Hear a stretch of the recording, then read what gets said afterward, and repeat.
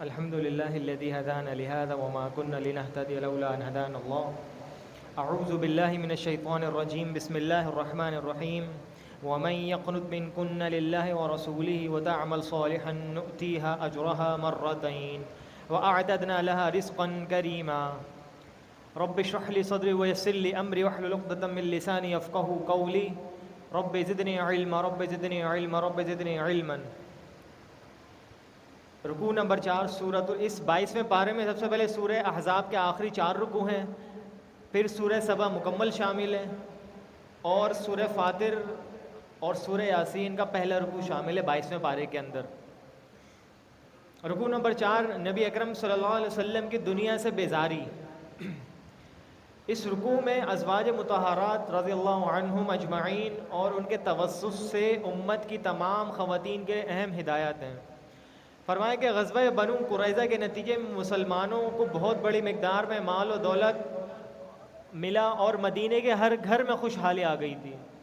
لیکن اب آپ علیہ الصلوۃ والسلام کا یہاں پہ کردار بیان ہوا ہے کہ نبی اکرم صلی اللہ علیہ وسلم کے گھر میں اب بھی وہی فقر کا عالم تھا، وہی چیز ہے. ہونا تو یہ چاہیے تھا کہ ہر کسی کے گھر میں آتا، نبی اکرم صلی اللہ علیہ وسلم کا بھی حق تھا، آپ لے سکتے تھے، لیکن آپ نے اس چیز کو چھوڑ دیا. جس طریقے سے پہلے بھی بیان ہو چکا ہے، جس طریقے سے انبیاء علیہ الصلوۃ والسلام نے اپنی زندگیاں گزاری، تو نبی اکرم صلی اللہ علیہ وسلم بھی یہی چاہتے تھے میں مروں تو میرے ساتھ بھی وہی ساری چیزیں، کہ میرے پیچھے کوئی مال دولت کپڑا لتا نہیں چھوٹے.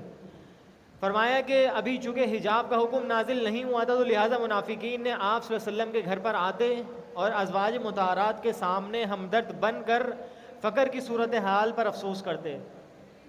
منافقین تو منافقین تھے نا، پھر کہتے کہ بھی مدینہ کے تو ہر گھر میں نعمتیں آ گئی ہیں، مال آ گیا، دولت آ گیا، آپ کے پاس کچھ بھی نہیں ہے. یہ کس طریقے کا عالم ہے، یہ کیا چیزیں ہیں؟ مطلب کہ دنیا کے لیے ابھارنا، اکسانا. فرمایا انہوں نے ترغیب دیتے کہ وہ نبی صلی اللہ علیہ وسلم سے دنیاوی سہولیات فراہم کرنے کا مطالبہ کریں. اب یہاں پہ دیکھیں کہ بیویاں کس کی ہیں؟ انبیاء علیہ الصلوۃ والسلام کی، پیارے نبی صلی اللہ علیہ وسلم کی. تو شیطان وہاں پہ پیچھے نہیں رہتا. تو کوئی یہ نہ سمجھے اگر میں کوئی متقی ہوں، کوئی میں بہت بڑا عالم ہوں، کوئی عابد ہوں، میرے سے شیطان ہٹ جائے گا. نہیں، بلکہ شیطان وہاں پر زیادہ زور سے وار کرتا ہے، کیونکہ اس کو پتہ ہوتا ہے یہیں پہ سب سے زیادہ چوٹ لگنے والی ہے. فرمایا ایسا مطالبہ کیا تو آپ صلی اللہ علیہ وسلم کو اس پر شدید دکھ ہوا. آپ علیہ السلام کو توقع نہیں تھی. فرمایا کہ 1 ماہ تک آپ علیہ السلام نے اپنی ازواج سے علیحدگی اختیار کر لی. 1 ماہ بعد ان کے سامنے 2 صورتیں رکھ دیں کہ انہیں مال و متاع دے کر رخصت کر دیا جائے، مطلب فارغ کر دیا جائے، یا پھر نبی صلی اللہ علیہ وسلم کو ان دنیاوی سہولیات سے کوئی رغبت نہیں، اگر آپ یہ ایسا چاہتی ہیں تو میرے ساتھ رہ سکتی ہیں. نبی علیہ السلام نے دونوں آپشن سامنے پیش کر دیے. تو ازواج مطہرات نے آپ علیہ السلام کو چن لیا کہ پیارے نبی صلی اللہ علیہ وسلم ہم آپ کے ساتھ ہی رہنا چاہتی ہیں، بھلے سے ہمیں اس دنیا کے اندر فقر و فاقہ کرنا پڑے. پھر رسول اللہ صلی اللہ علیہ وسلم اور آخرت کے طلبگار ہیں، تو پھر نبی صلی اللہ علیہ وسلم کے ساتھ فقر کی اسی زندگی پر راضی ہوں گی. پھر ازواج مطہرات کے ساتھ توسط سے تمام مومن خواتین کو ہدایت دی گئی کہ اگر نامحرم سے گفتگو کی ضرورت پڑ جائے تو لہجے میں نرمی نہ لائی جائے. جس طریقے سے ہم پہلے بھی بیان کر چکے ہیں پردے کے احکامات وغیرہ، اب یہاں پہ پردہ کا حکم مکمل طور پر نازل ہو چکا ہے کہ اگر کسی غیر نامحرم سے گفتگو کرنا ہے تو بڑے سخت لہجے کے اندر اور 2 ٹوک بات کرنی ہے بس. یہ نہیں کہ ہر کوئی دنیاوی چیزیں باتیں کرنی شروع کر دی، یہاں کی وہاں کی. نہیں، آج جس طریقے سے ہمارے معاشرے کے اندر ہوتا ہے. فرمائیں کہ پورے وقار کے ساتھ گھر میں رہا جائے، باہر نکلنے کی صورت میں پردے کا پورا اہتمام کیا جائے، اور دور جاہلیت کی طرح زیب و زینت کی نمائش نہ کی جائے. دور جاہلیت میں یہ ہوتا تھا کہ عورتیں جب نکلتی تھیں تو پیروں کے اندر پائلیں بھی پہنی ہوئی ہیں، کچھ ایسی چیزیں پہنی ہوتی تھیں، جان بوجھ کر پیروں کو زمین میں مارنا تاکہ لوگ ان کی طرف متوجہ ہوں. تو اللہ نے فرما دیا کہ اب دور جاہلیت کی طرح کوئی حرکتیں نہیں ہوں گی. یہاں پہ نکلنا ہے تو بالکل مکمل پردے کے اندر، ورنہ گھر کے اندر ٹک کر بیٹھ کے رہنا ہے، اور عورت کے لیے وہی جگہ محفوظ ہے. رکوع نمبر 5 میں فرمایا گیا منہ بولے بیٹے کی بیوی بہو نہیں ہے. جس طریقے سے یہ حکم پہلے بھی نازل ہو چکا ہے، ہم سن کر آ گئے کہ منہ بولے بیٹے کی شریعت کے اندر کوئی حیثیت نہیں ہے. جب منہ بولے بیٹے کی کوئی حیثیت نہیں ہے تو اس کی بیوی کی بھی کوئی نہیں ہے، وہ مطلب بہو نہیں بن سکتی وہ. تو اب یہاں پہ بتایا کہ مومن مردوں اور خواتین کو مطلوبہ اوصاف بیان کیے، اس کے بعد ارشاد ہوا کہ مومن مرد اور خاتون کو یہ اختیار حاصل نہیں کہ اللہ اور اس کے رسول صلی اللہ علیہ وسلم کا حکم آ جائے اور وہ اس پر عمل نہ کریں۔ پھر اس کے بعد دور جاہلیت کی ایک غلط روایت کی اصلاح کی گئی یہاں پہ، کہ دور جاہلیت میں منہ بولے بیٹے کو حقیقی بیٹا اور اس کی بیوی کو حقیقی بہو سمجھا جاتا تھا۔ تو نبی اکرم صلی اللہ علیہ وسلم نے حضرت زید کی جو زوجہ تھی، حضرت زید نے ان کو طلاق دے دی تھی کسی چند وجوہات کی وجہ سے، تو حضرت زینب نام تھا ان کا، تو اللہ کے نبی علیہ السلام نے ان سے نکاح کر لیا۔ تو یہ نکاح کرنے کا مقصد اللہ کے حکم سے نکاح کا تھا، حکم ملا تھا کہ آپ ان سے نکاح کریں تاکہ لوگوں کے اندر یہ چیزیں ختم ہو جائیں، تاکہ لوگ اس کو سمجھ لیں، جان لیں، کیونکہ مشرکین کے اندر دور مکہ کے اندر یہ چیز عام تھی کہ منہ بولے بیٹی کی جو بیوی اس سے نکاح ہو ہی نہیں سکتا تھا بالکل بھی، جس طریقے سے سگے بیٹی کی بیوی ہوتی اس طریقے سے یہ لوگ کرتے تھے، لیکن اللہ نے اس چیز کو ختم کر دیا بالکل۔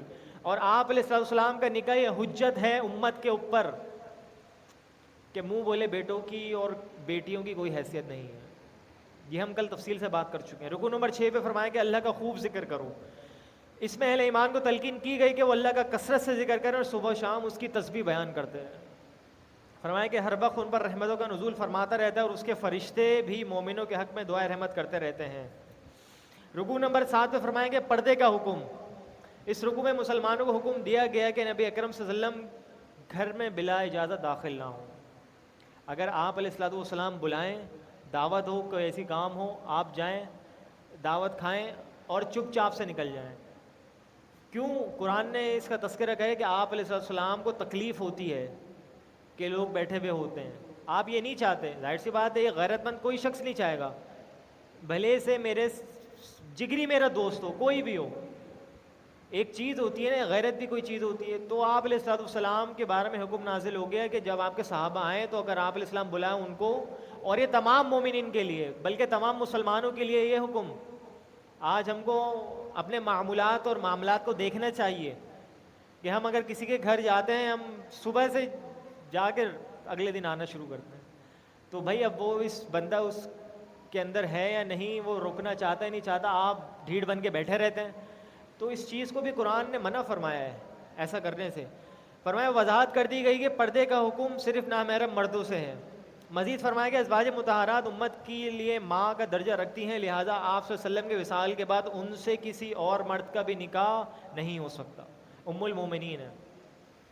مومنوں کو حکم دیا گیا کہ وہ بھی نبی اکرم صلی اللہ علیہ وسلم کے اوپر درود پاک کا نذرانہ پیش کریں۔ یا ایھا الذین آمنوا صلوا علیہ وسلموا تسلیما، ان اللہ وملائکتہ یصلون علی النبی، بے شک اللہ رب العزت کے ملائکہ اور اللہ خود آپ علیہ السلام پر درود بھیجتے ہیں۔ تو فرمایا مومنو تم بھی نبی اکرم صلی اللہ علیہ وسلم پر درود بھیجا کرو۔ ایک دفعہ ذکر ہوا، نبی علیہ السلام کے پاس صحابی بیٹھا ہوا تھا، صحابی کہنے لگا اللہ کے نبی صلی اللہ علیہ وسلم میں جب دعا کروں کس طریقے سے دعا کروں؟ آپ نے فرمایا سب سے پہلے اللہ کی حمد بیان کرو، پھر فرمایا کہ درود بھیجو۔ فرمایا درود کتنا بھیجوں؟ فرمایا اتنا اتنا کر کے۔ آپ علیہ السلام نے فرمایا کہ اگر تو نے اپنی دعا کے اندر درود ہی بھیج دیا نا سارا، تو درود ہی پڑھتا رہا، تو فرمایا تو اس خوش ہو جا، تیرے غم تیری ساری تکلیفیں دور ہو گئیں۔ تو درود پڑھنے کی اتنی بڑی فضیلت ہے۔ درود ابراہیمی جو ہم سب جانتے ہیں، مشہور ہے، جو تمام احادیث سے ثابت ہے۔ رکوع نمبر 8 پہ فرمایا کہ چہرے کا پردے کا حکم۔ اس رکوع میں ازواج مطہرات نبی اکرم صلی اللہ علیہ وسلم کی صحابزادیوں اور تمام مسلمان خواتین کو حکم دیا گیا کہ وہ اپنی چادر کا ایک حصہ چہرے پر لٹکا کر اسے چھپا لیا کریں۔ صاف صاف حکم آیا ہوا ہے چہرے کا، یہاں پہ آپ یہ دیکھ لیں کس طریقے سے کہ پردہ چہرے کا ہی ہوتا ہے، اور اس کی تفصیل بھی ہم پیچھے سن کے آ چکے ہیں۔ امام احمد ابن حنبل رحمہ اللہ کا قول نقل کرتا چلوں یہاں پہ، وہ تو اتنے سخت ہیں اس خلاف پردے کے، کہنے لگے عورت کے ناخنوں کا بھی پردہ ہے۔ خواتین جو اعتکاف میں بیٹھی ہیں وہ سن لیں ذرا غور و فکر تدبر سے، سوچ سمجھ کے، کہ عورت کے ناخنوں کا بھی پردہ ہے۔ اتنا سخت حکم ہے پردے کا۔ آج ہم سب دیکھ لیں ہمارے گھروں کا کیا حال ہے۔ فرمایا کہ اس رکوع میں اعلان کیا گیا کہ گستاخان رسول اسی قابل ہیں کہ ان پر لعنت ملامت کی جائے اور انہیں قتل کر کے ان کی لاشوں کو ٹکڑے ٹکڑے کر دیا جائے۔ اب یہاں پہ یہ حکم بھی نازل ہو گیا کہ گستاخ رسول جو بھی ہوگا اس کو قتل ہی کرنا ہے، کوئی اس کی دوسری معافی نہیں ہے، کوئی معافی نہیں ہے اس کی۔ ہاں یہ ہے کہ پہلے تحقیق کی جائے گی آیا کہ اس نے گستاخی کی بھی ہے یا نہیں کی بھی، یہ تو اس کا حق بنتا ہے۔ اور ساقی ثابت ہو جائے بس، دوسرا کوئی حکم نہیں ہے، ڈائریکٹ گردن اڑانی ہے۔ فرمائیں کہ ہم نے اللہ اور اس کے رسول صلی اللہ علیہ وسلم کی پیروی کی ہے۔ رکوع نمبر 9 پہ فرمائیں کہ اللہ کے رسول صلی اللہ علیہ وسلم کو مت ستاؤ۔ اس رکوع میں مومنوں کو نصیحت کی گئی کہ وہ اللہ کی نافرمانی سے بچیں، خاص طور پر زبان کی حفاظت کریں۔ زبان کی حفاظت ان کے اعمال کو سنوارتی ہے اور گناہوں کی بخشش کا ذریعہ بنتی ہے۔ آپ علیہ السلام نے فرمایا تھا نا کہ تم مجھے 2 چیزوں کی ضمانت دے دو، میں تمہیں جنت کی ضمانت دیتا ہوں۔ ان میں سے ایک زبان ہے انسان کی اور دوسری شرمگاہ ہے۔ فرمایا اکثر گناہ انسان اپنی ان 2 چیزوں کی وجہ سے کرتا ہے۔ شرمگاہ کی وجہ سے زنا ہو جاتا ہے اور زبان کی وجہ سے ایسے ایسے الفاظ ادا ہو جاتے ہیں جس سے بندہ اوپر سے جہنم کے قریب سے قریب ترین پہنچ جاتا ہے۔ اللہ ہم سب کو محفوظ رکھے۔ مزید فرمایا کہ اللہ نے ایک امانت کا بوجھ آسمانوں، زمین اور پہاڑوں پر ڈالا۔ انا عرضنا الامانۃ علی السماوات والارض فابین ان یحملنها واشفقن منها وحمل الانسان، کہ ہم نے سب سے پہلے اس کا بوجھ زمین و آسمان پر ڈالا لیکن اس نے اس کا بوجھ اٹھانے سے انکار کر دیا۔ فحملها الانسان، اور انسان نے اس چیز کو اٹھا لیا۔ انہ کان ظلوما جہولا، بے شک انسان جو ہے نا بڑا ہی جلدی پرست ہے اور جاہل ہے ہر چیز میں۔ فرمایا البتہ انسان نے اس کا بوجھ اٹھا لیا، وہ بڑا ہی ناانصاف اور نادان تھا۔ یہ امانت کیا ہے؟ غور کیا جائے کہ وہ کیا شے ہے جو انسان میں ہے اور باقی مخلوقات میں نہیں۔ یہ شے ہے اللہ کی روح جو انسان میں پھونکی گئی ہے۔ فرمایا اس روح کے بغیر انسان حیوان اور واقعی ناانصاف و نادان ہو۔ انسان اور حیوان کے اندر فرق نہیں کیا جا سکتا اس کے بغیر۔ انسان کو اللہ رب العزت نے اشرف المخلوقات بنایا ہے، تو کن کن وجوہات کی وجہ سے بنایا ہے؟ اس کو اللہ نے عقل دی ہے، عقل سلیم دی ہے، قلب دل دیا ہے، سوچ عقل اور دل دیا ہے کہ اس کو سوچے سمجھے تدبر کرے۔ فرمایا کہ وحی کا نزول یہ روح ہی برداشت کر سکتی تھی۔ جس طریقے سے میں نے بتایا نبی اکرم صلی اللہ علیہ وسلم پر جب وحی نازل ہوتی تھی کتنی سخت آپ کے اوپر مشکل آ جاتی تھی۔ سردی کے دن ہوتے تھے لیکن آپ علیہ الصلوۃ والسلام پسینے کے اندر بھیگ جاتے تھے وحی کے ذریعے، وحی جب نازل ہوتی تھی۔ فرمایا کہ وحی آنے کے بعد انسان 3 گروہوں میں تقسیم ہو گئے۔ وحی کی تعلیمات پر ایمان لانے والے، دوسرے وہ لوگ جو ایمان لاتے ہیں اور اس کا انکار بھی کرتے ہیں، تیسرا وہ گروہ تھا جو مکمل کفار کا تھا، جو ایمان لے کر ہی نہیں آنا چاہتے تھے۔ سورۃ السبا یہاں سے شروع ہو رہی ہے کہ رکو نمبر 1 ظہور قیامت قدرت باری تعالیٰ کا مظہر ہے۔ فرمائے کہ اس رکوع میں عظمت باری تعالیٰ کے بیان کے بعد بڑے تاکیدی اسلوب میں آگاہ کیا گیا کہ قیامت برپا ہو کر رہے گی۔ اس روز نیک بندوں کو بخشش اور عزت والا رزق عطا کیا جائے گا اور جو لوگ برے ہوں گے ان کو جہنم میں ڈال دیا جائے گا۔ رکوع نمبر 2 پہ فرمایا کہ ناشکری کا انجام کیا ہوتا ہے۔ اس رکوع میں حضرت داؤد اور حضرت سلیمان پر اللہ کی انعامات کا تذکرہ ہے۔ اس کے بعد قوم سبا پر اللہ کے احسانات اور اس کی ناشکری کی داستان ہے۔ یہ بھی ہم پیچھے سن کے آ چکے ہیں ساری چیزیں۔ رکوع نمبر 3 پہ فرمایا نبی اکرم صلی اللہ علیہ وسلم رسول کامل ہیں۔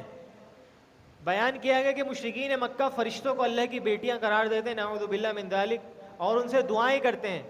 واضح کیا گیا کہ فرشتے اللہ کی عاجز مخلوق ہیں، ان کا آسمان اور زمین کی تخلیق اور کائنات کا نظام چلانے میں کوئی اختیار نہیں۔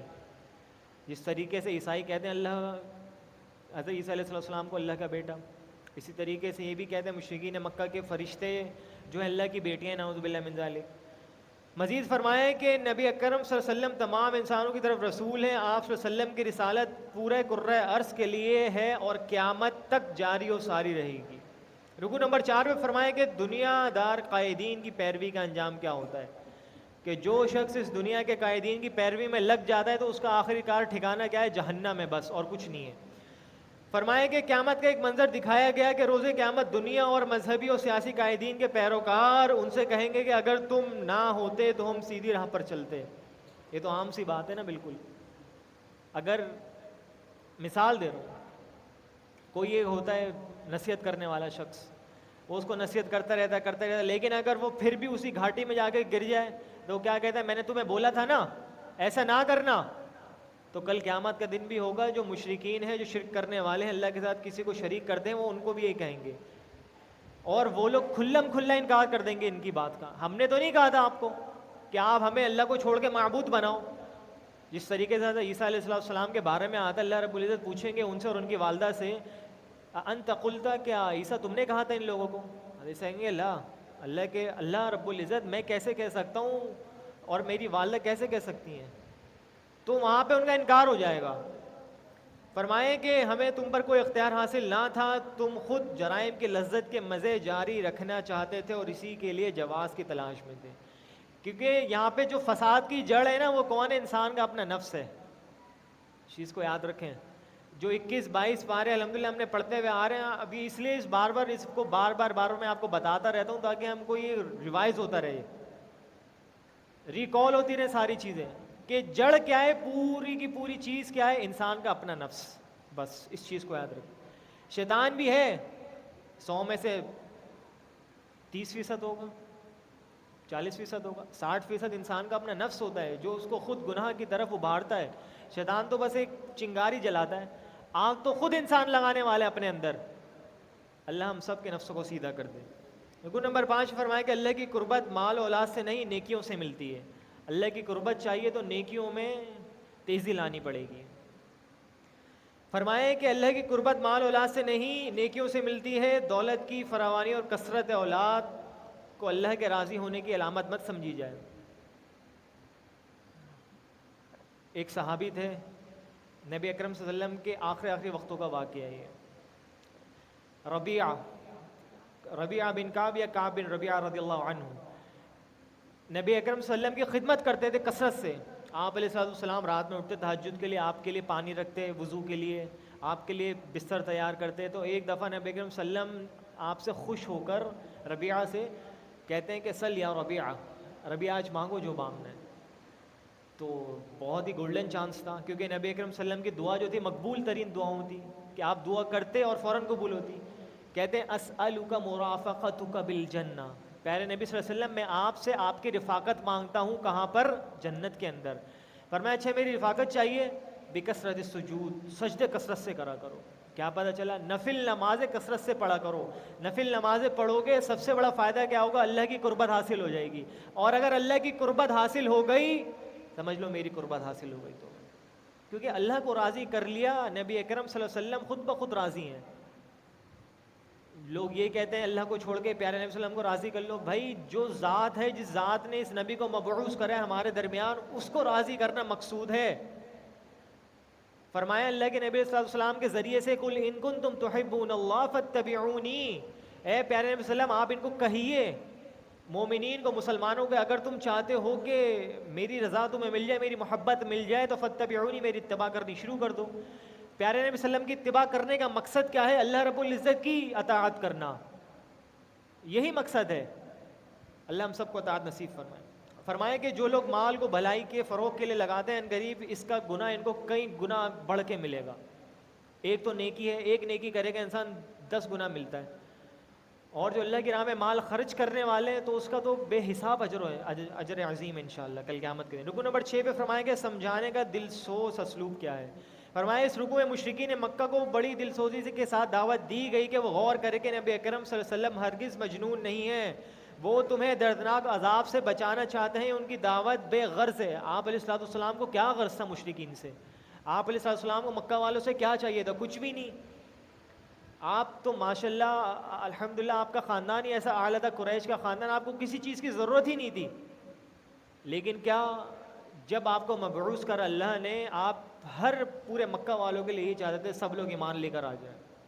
میرے جو رشتہ دار ہیں، اہل و عیال ہیں، دوست احباب ہیں، سب لوگ ایمان لے کر آ جائیں اور جنت کے اندر داخل ہو جائیں. لیکن ان لوگوں نے نہیں سمجھا آپ کی دعوت کو. وہ تو اظہار عاجزی کر رہے ہیں کہ اگر آپ بالفرض سیدھی راہ پر نہیں تو اس میں میرے نفس کا قصور ہے. سورۃ فاطر یہاں سے شروع ہوتی ہے کہ عظمت باری تعالیٰ کا بیان. رکوع نمبر 1 پہ فرمایا کہ اللہ کی قدرت کے مظاہر. اس میں قدرت کی بیان کی گئی ہے کہ اللہ کی قدرتیں کیا کہیں. اپنی رحمت کا فیض جاری فرما دے تو اسے کوئی روک نہیں سکتا، اور اگر اپنی رحمت کا دروازہ بند کر دے تو اسے کوئی کھول نہیں سکتا. بڑے بڑے پیر آ جائیں، بابا آ جائیں، مرشد آ جائیں، ہر کوئی آ جائے، امام یہاں پہ آ کے جمع ہو جائیں، کوئی کچھ نہیں کر سکتا. اگر اللہ بند کر دے کسی کا دروازہ کوئی کچھ نہیں کر سکتا. رکوع نمبر 2 پہ فرمایا کہ عزت قرآن کے ذریعے ملے گی. پیارے نبی صلی اللہ علیہ وسلم نے فرمایا تھا ان اللہ یرفع بهذا الكتاب اقواما ويضع به آخرین، او کما قال علیہ السلام کہ بے شک اللہ رب العزت اسی قرآن کے ذریعے سے لوگوں کو بلندی عطا فرماتے ہیں، کامیابی عطا فرماتے ہیں، اور اسی قرآن کے ذریعے سے ذلت اور رسوائی بھی عطا فرماتے ہیں. کیا وجہ بنی؟ قرآن کو تھام لیا، پکڑ لیا، اس پر عمل کر لیا، اس دنیا کے اندر بھی سرخ روح ہے اور آخرت میں انشاءاللہ اجر عظیم ملے گا. اور اگر اس قرآن کو چھوڑ دیا اس دنیا کے اندر، پیچھے اپنے پیٹھ کے ڈال دیا، تو اس دنیا میں ذلت اور رسوائی ملے گی. ظاہری طور پر مجھے نظر آ رہا ہوگا کہ میں بڑا کامیاب انسان ہوں، مال دولت بے حد ہے، لیکن آخرت برباد ہو جاتی ہے انسان. اور جس شخص کی آخرت برباد ہو گئی گویا کہ اس کی دنیا کوئی فائدہ مند نہیں ہے. فرمایا کہ اس میں آگاہ کیا گیا کہ عزت کل کی کل اللہ کے ہاتھ میں ہے. وَلِلَّهِ الْعِزَّةُ وَلِرَسُولِهِ وَلِلْمُؤْمِنِينَ وَلَكِنَّ الْمُنَافِقِينَ لَا يَفْقَهُونَ وَلَكِنَّ الْمُنَافِقِينَ لَا يَعْلَمُونَ. منافقین جانتے ہی نہیں ہیں، ان کو پتہ ہی نہیں ہے، وہ لوگ سوچتے ہی نہیں ہیں، سمجھتے ہی نہیں ہیں کہ اللہ رب العزت کے ہاتھ میں ہی ہے عزت و ذلت. وہی دینے والے وَتُعِزُّ مَن تَشَاءُ وَتُذِلُّ مَن تَشَاءُ بِيَدِكَ الْخَيْرُ. وہی عزت و ذلت دینے والا اور اسی کے ہاتھ میں خیر ہے، اسی کے ہاتھ میں خیر ہے. تو پتہ یہ چلا اللہ رب العزت کے ہاتھ بھی ہیں، لیکن کس طریقے سے ہمیں نہیں معلوم. جو عزت حاصل کرنا چاہے اسے چاہیے کہ اللہ کا عطا کردہ پاکیزہ نظریہ قبول کرے. نظریہ کیا ہے؟ یہ قرآن مجید ہے اللہ کا. اس نے وہی نازل کری، اس قرآن کے ذریعے بتا دیا یہ ہے میری سوچ اور میری فکر. رکوع نمبر 3 میں فرمایا کہ اللہ غنی ہے اور ہم فقیر ہیں. اللہ اکبر کبیرہ. تیسرے رکوع میں بندوں کو ان کی اوقات بتائی گئی کہ لوگوں سن لو ذرا اچھے طریقے سے. تمام انسان اللہ کے در کے فقیر ہیں، جبکہ اللہ تمام مخلوقات سے غنی ہے. اللہ غنی ہے ہر چیز سے، اس چیز کو یاد رکھ لینا چاہیے. یہ جو فرعون تباہ ہو گیا، قارون تباہ ہو گیا، کیا وجہ تھی؟ تکبر شروع کر دیا تھا. اپنے آپ کو غنی سمجھنے لگے اور کہتے تھے کہ ہم ہی لوگ ہیں، صرف ہمارے علاوہ کوئی نہیں. مشرکین نے بھی کہا تھا نا، ان اللہ فقیر ونحن اغنیاء، کہ اللہ نعوذ باللہ من ذالک فقیر ہے اور ہم لوگ غنی ہیں. اللہ نے فرمایا اچھا ایسی بات سنکتب ما قالوا. اللہ نے کہا ہم نے لکھ لی ہے ان کی یہ والی بات، یاد رکھیں اب یہ چیز جو انہوں نے قول کہا ہے. فرمایا تمام انسان اللہ کے در کے فقیر ہیں، جبکہ اللہ تمام مخلوقات سے غنی ہے. وہ جب چاہے کسی قوم کو ہلاک کر دے اور اس کی جگہ کسی اور کو لے کر آ جائے اور دنیا کی نعمتیں ان کو عطا فرما دے.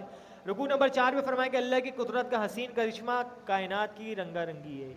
فرمایا اس رکوع میں بیان ہوا کہ اللہ نے میوے، پھل، پہاڑ، انسان اور دیگر جاندار طرح طرح کے رنگوں میں پیدا کیے.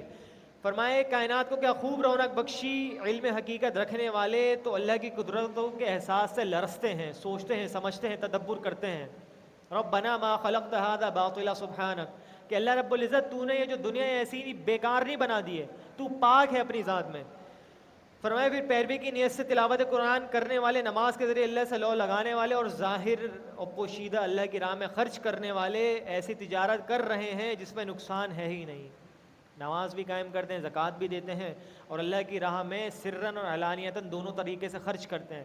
فرمایا یہ لوگ جو تجارت کر رہے ہیں یہ بلا ضرر ہے، کوئی اس کے اندر ضرر موجود نہیں ہے اور فائدہ مند تجارت ہے. رکوع نمبر 5 فرمایا کہ گھاٹے کا سودا مت کرو. اس رکوع میں واضح کیا گیا کہ اللہ کائنات کے ہر راز سے واقف ہے. وہ جانتا ہے کہ انسانوں کے سینوں میں کیا راز پوشیدہ ہیں. اسی نے کائنات میں انسانوں کو عارضی اختیار دیا. ایسے لوگ بدبخت ہیں جو اس اختیار کا غلط استعمال کرتے ہیں، جس طریقے سے ابو جہل نے کرا، ابو لہاب نے کرا، فرعون نے کرا، حامان نے کرا، قارون نے کرا. اللہ رب العزت نے ان لوگوں کو دردناک عذاب سے دوچار کرا اس دنیا کے اندر بھی، ذلت اور رسوائی کا نمونہ عبرت ناک نشان بنے، اور کل قیامت کے دن میں اللہ رب العزت تمام مخلوقات کے سامنے ان لوگوں کو جہنم رسید کریں گے. فرمایا سورہ یاسین اب یہاں سے شروع ہو رہی ہے کہ رکوع نمبر 1 میں حکمت بھرا قرآن اور آپ صلی اللہ علیہ وسلم کی رسالت پر گواہ ہے.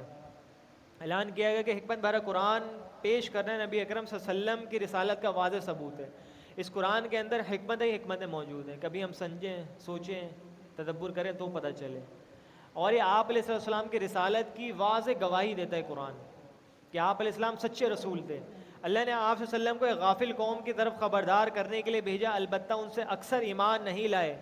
وہ تکبر کی آخری حد تک پہنچ گئے. ان کے سامنے موجودہ وقتی مفادات اور ان کے پیچھے یہ دیکھیں، یہ جو چیزیں ہوتی ہیں نا یہ غیب کی چیزیں ہوتی ہیں. ایمان لانا رسولوں پر، اللہ پر، فرشتوں پر، آخرت کے دن پر، یہ غیب ہے. اب دیکھیں ہم کو تو یہ اسلام ملا ہے، دین ملا ہے ہماری گھٹی کے اندر، الحمدللہ، اللہ کا شکر ادا کرنا چاہیے ہر لحاظ سے. لیکن جو نو مسلم ہوتے ہیں ان کے لیے بڑا مشکل ہوتا ہے یہ سب کرنا. وہ سوچتے ہیں، سمجھتے ہیں، دیکھتے ہیں بھائی کیا چیز ہے کیا چیز نہیں ہے. قرآن کا تو اٹل فیصلہ اللہ نے فرما دیا کہ تمام یہ پوری دنیا تک یہ پہنچ چکا ہے اور پہنچ گیا ہے. اللہ نے پہلے ہی کہہ دیا تھا. ہم نے اس کی حفاظت کری اور جس طریقے سے قرآن موجود ہے ویسے ہی ہے. اور سائنس نے اس کی جب تحقیق کری نا تو پتہ یہ چلا یہ قرآن اسی طریقے سے ہی ہے جس طریقے سے پیارے نبی صلی اللہ علیہ وسلم نے اپنے صحابہ کو دیا تھا، بالکل ایسے طریقے سے موجود، اس میں کوئی کمی اور بیشی نہیں ہے، زیادتی بھی نہیں ہے نہ کمی بھی نہیں ہے۔ فرمائیں کہ ان کے پیچھے آبا پرستی کے تصورات ان کو رکاوٹ بنا دیتے ہیں ان کا ایمان لانے پر، جس طریقے سے بیان ہو چکا ہے، جو انہیں حق قبول کرنے سے محروم کر رہے ہیں۔ ہدایت وہی حاصل کرے گا جو پیروی کی نیت سے حق کو سنے۔ حق کو لوگ سنتے تو ہیں لیکن دل کے اندر یہ چیز نہیں ہوتی کہ میں اس کو سن کر ہدایت حاصل کر لوں۔